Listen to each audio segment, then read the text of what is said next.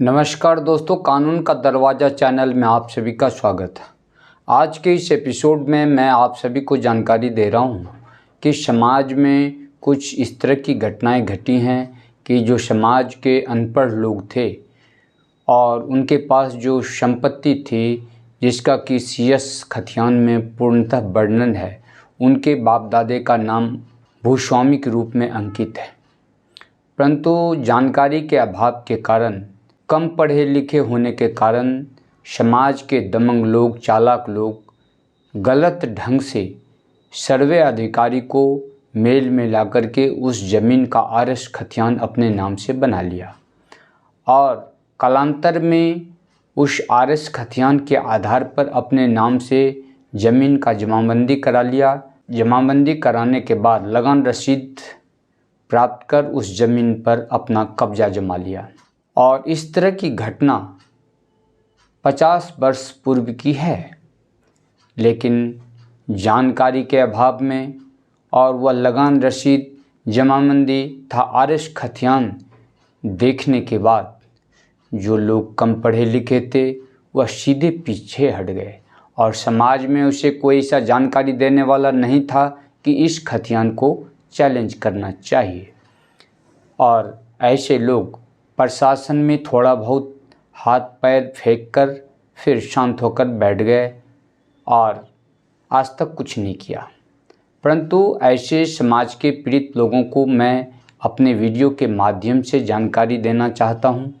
कि ऐसे लोग यदि आज भी पूर्णतः जग गए हैं तो अपनी खोई हुई संपत्ति को,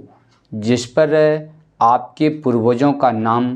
भूस्वामी के रूप में अंकित है, उसे प्राप्त करने के लिए आगे बढ़ें और इसे प्राप्त करें। यद्यपि लिमिटेशन एक्ट 1963 के अंतर्गत इस तरह का जो चुनौती है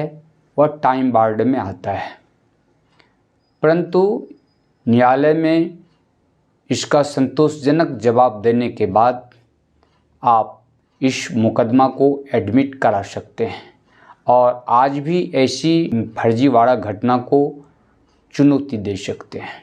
अर्थात 50 वर्ष पूर्व भी यदि किसी व्यक्ति ने फर्जी तरीके से आपकी संपत्ति का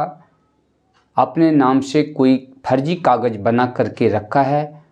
और आपके पास में इस बात का पुख्ता सबूत है कि आपके पूर्वजों ने इस ज़मीन को बिक्री नहीं किया है, तो उस फर्जी पेपर को आज भी आप चुनौती दे सकते हैं और मुकदमा जीतने के बाद, डिग्री लेने के बाद आप उसे बेदखल कर सकते हैं। डिग्री जारी करा करके उस दखल कब्जा को कानूनी तरीके से आप प्राप्त कर सकते हैं और उस फर्जी पेपर के आधार पर 50 वर्ष पूर्व के जमाबंदी को भी चुनौती दिया जा सकता है और वही जमाबंदी आपके नाम से पुनः दर्ज की जा सकती है। इसके लिए आपको घबराना नहीं चाहिए और आज भी इसे आप चुनौती दे सकते हैं। तो दोस्तों, इसके लिए आपके पास में CS खतियान, RS खतियान एवं CSRS नक्शा भी आपके पास में मौजूद होना चाहिए और ये सारे कागजात यदि आपके पास में उपलब्ध हैं तो उन विपक्षियों का, अर्थात डिफेंडेंट का जितना भी पक्षकार है, कोई छूटने न पावे, उसे डिफेंडेंट बनाकर, विपक्षी बनाकर आप न्यायालय में उस भूमि को, उस ज़मीन को चुनौती दे सकते हैं। तो दोस्तों, आज की इस एपिसोड में बस इतना ही कहना चाहूँगा। फिर अगले कानूनी वीडियो का आप इंतज़ार करें और अंत में आपसे कहना चाहूँगा कि यदि आपने अब तक हमारे चैनल को सब्सक्राइब नहीं किया है तो इसे सब्सक्राइब अवश्य कर लें। इस तरह के कानूनी सलाह यदि आपको पसंद आते हैं तो इस वीडियो को लाइक अवश्य करें। धन्यवाद।